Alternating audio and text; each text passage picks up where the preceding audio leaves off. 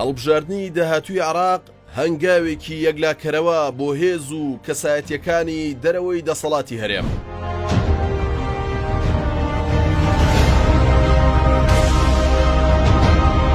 ڕۆژ بە ڕۆژ هەڵبژاردننی پێشوەختەی بڕیار لێدراوی عێراق نزیک دەبێتەوە و چارەنووسێکی نوێ لە بەردەم عێراق و هەرێمدایە. پارتی و یەکێتی خەریکی خۆڕێخستن و هێزەکانی ئۆپۆزیسیۆن و کەسایەتیەکانی دەرەوەی دەسەڵاتیش وردە وردە هەوڵەکانیان یەک دەخەن.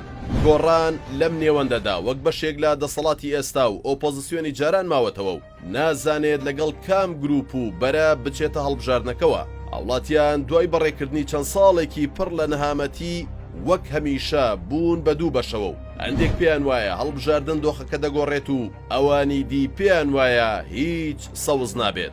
29 ساڵ بەر لە ئێستا و لە مانگی ئایاری ساڵی 1992دا بۆ یەکەم جار هەڵبژاردننی پەرلەمانی کوردستان بەڕێوەچوو بۆ دەستنیشانکردنی ئەندامانی پەرلەمان وەک باڵاترین دامەزراوەی هەرێمی کوردستان کە ماوەی ساڵێک بوو لە دەستی ڕژێمی بەعز ئازاد کرابوو. لەو کاتە و تا ئێستا خەڵکی کوردستان، پارتی دیموکراتی کوردستان و یەکێتی نیشتیمانی کوردستان دواتریش چەند هێزێکی ئۆپۆزیسیۆنیان تاقی کردوتەوە.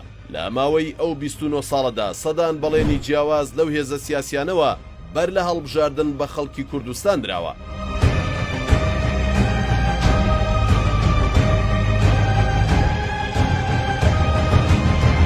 ئەگەر ئێستا لە دەنگدەری هەرێکێک لەو حیزبانە بپرسیت ئەو دروشمەی کە هۆکار بوو بۆ ئەوەی دەنگ بە حیزبەکەت بدەیت بەدی هاتووە لە وەڵامدا یان دەڵێت نەخێر یان دەڵێت بە نیوە ناچڵی بەدی هاتووە. هەرچەندە پلەبەندی حیزبەکانی باشووری کوردستان زۆر جار لە ڕێگەی ساختەکاری لە هەڵبژاردندا بەدەست دێت و هەریەکە لە یەکێتی و پارتی لەگەڵ ئەوەی ڕەتی دەکەنەوە ساختەکاریان کردبێت بەڵام نەیانتوانیوە بەڵگەی حاشا هەڵنەگریش لەسەر بەڕێوەچوونی هەڵبژاردنێکی پاک و بێگەرد بخەنە ڕوو بە جۆرێک هەریەکەیان لە زۆنی ئەوی تر خۆی بەستەم لێکرا و ئەوی تر بە ساختەکاری هەڵبژاردن ناو دەبات.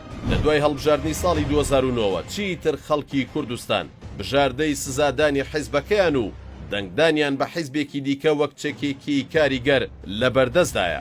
بەڵام با بپرسین دوای ئەو زنجیرە قەیران و کارەساتە ئابووری و سیاسی و کۆمەڵایەتیەی لە چەند ساڵی ڕابردوودا بەسەر خەڵکی کوردستان داهات ئێستا خەڵکی لە تووڕەیی خۆیان لە پارتە سیاسیەکەیان دەنگ بە چ پارتێکی دیکە دەدەن؟ خەڵکی بۆ وەڵامی ئەو پرسیارە دەڵێن هیچیان.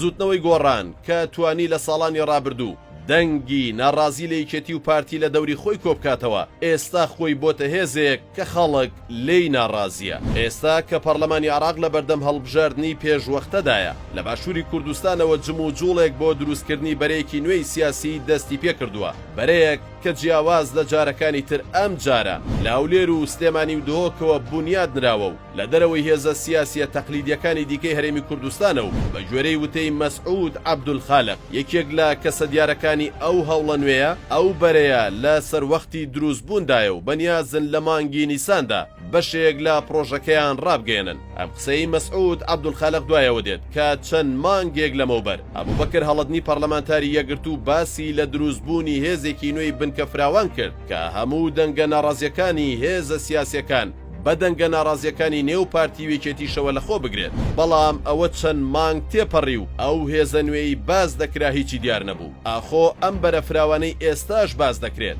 دەبێتە ئەمری واقع و دروست دەکرێت یان ئەویش هەر بە بێدەنگی دەمێنێتەوە. بەتەنیشت ئەو دەنگە ناڕازیانەوە بەرەیەکی دیکە هەیە کە ئێستا لە کایی سیاسیدایە و نوێنەرایەتی دەیان هەزار دەنگی هەرێمی کوردستان دەکات. ئەویش هاوپەیمانی هیوای کوردستانیە لە پەرلەمانی عێراق کە 15 پەرلەمانتاری دەرەوەی پارتی وێکێتین و دەوترێت ئەوانیش بەشێک دەبن لەو هەوڵە نوێی کە ئێستا لە ئارادایە.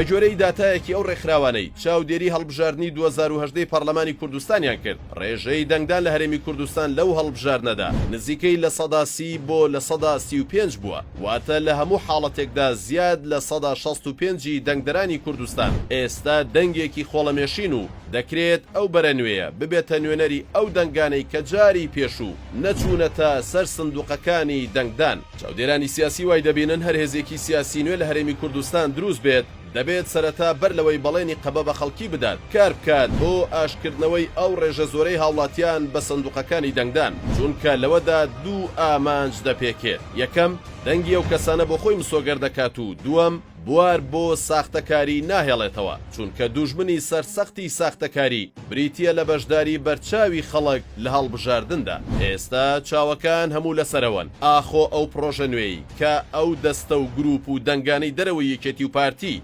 دەیانەوێت دروستی بکەن دەتوانێت ببێتە هیوایەکی نوێ بۆ هاوڵاتیان و جارێکی تر پرۆسی هەڵبژاردن بکاتەوە بە پرۆسەیەکی چارەنووساز لای هاوڵاتیان یان دیسانەوە ئەویش دەبێتە بەشێکی تر لە نەهامەتیەکان و هاوڵاتیانی هەرێم بۆ جارێکی تر بێهیوا دەکاتەوە و هێزەکانی دەسەڵات دەتوانن باڵ بکێشن بەسەر داهاتووی ئەو بەرە نوێژدا